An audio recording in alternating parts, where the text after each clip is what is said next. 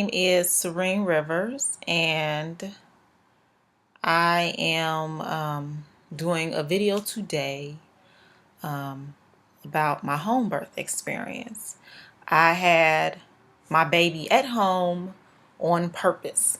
And I know that this alarms a lot of people. They don't understand why I would have a baby at home on purpose. Some people say that I am very brave for doing this.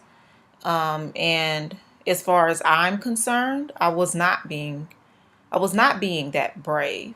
To me, being in a hospital, considering all the statistics and all that I know, being that I am a registered nurse and I work in hospitals, I've worked in many different healthcare settings, and I've seen what happens in the maternity wards, in labor and delivery. I've seen what occurs, and I also know that in England, in other westernized countries, the standard of practice is for women who are low risk to have their babies at home because it is safer. So for me, it was brave. It was braver for the women who had their children in the hospitals. The women who had the children in hospitals were much braver than I was.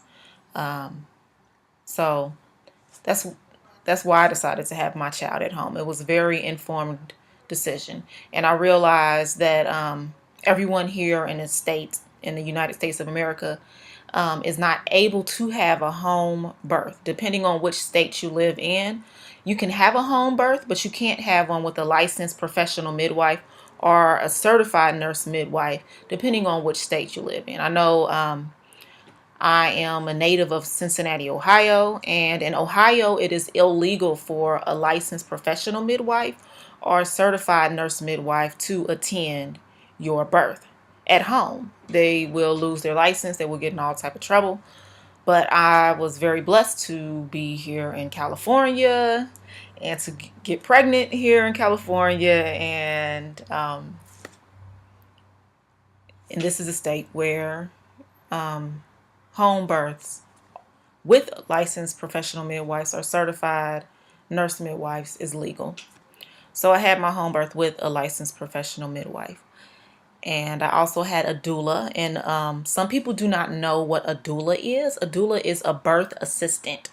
And they go through training to learn how to assist a woman who is birthing. So while you're in labor or during the birthing process, they have learned different techniques to comfort you, to kind of help you to ease the process some, especially for women who want to have a natural birth, even if you are having it in a hospital. So for any woman who wants to have a natural birth, or even if you don't want to have a natural birth, I have to suggest a doula.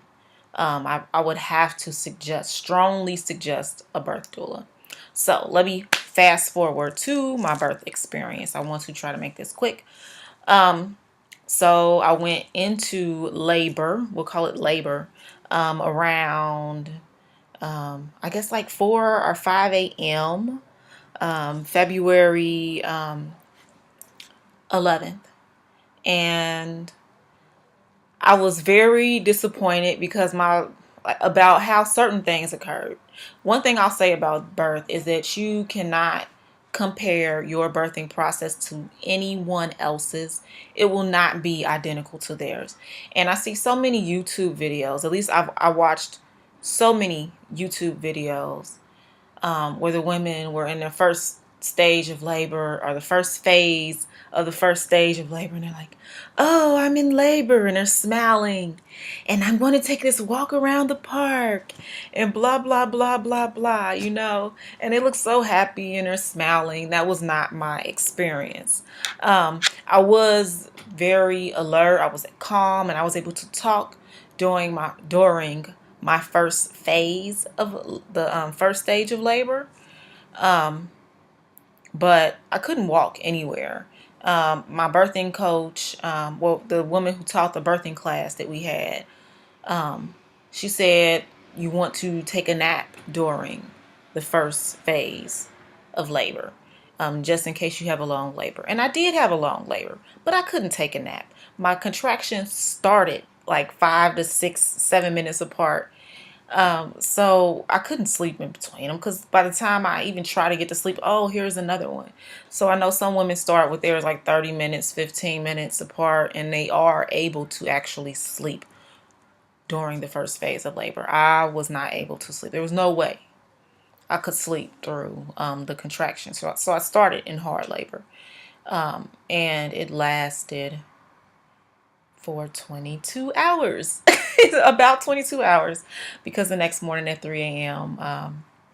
I pushed my baby out. We did use a birthing pool, and I did not want to give birth in the birthing pool, but the birthing pool for the home birth is very, very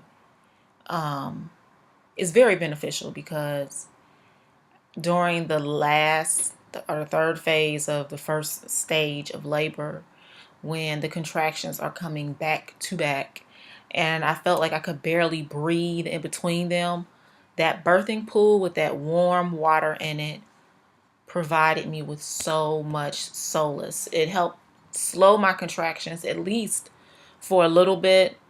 So I was able to recoup. I was able to just get like a second wind or something. So I could move forward, because I had, at this point, I'd been in labor probably for 20 hours or so, because I, when as soon as I got out of the birthing pool, I felt the urge to push, and I began to push. And my child was born at 3 a.m. the next morning, so February 12th. And now we're 3 weeks out, and I am a new mother. I am enjoying it. This last night was the first night that I was able to get halfway decent sleep. So hopefully that gave you like an idea of my home birthing experience. And just please, if you plan to have a home birth, don't watch these YouTube videos and really expect your birthing process to be like theirs. I'm not saying to lower your expectation. It's good to have ideals, because my ideal was to have a 6-hour labor, and I wanted to be up and walking around during it.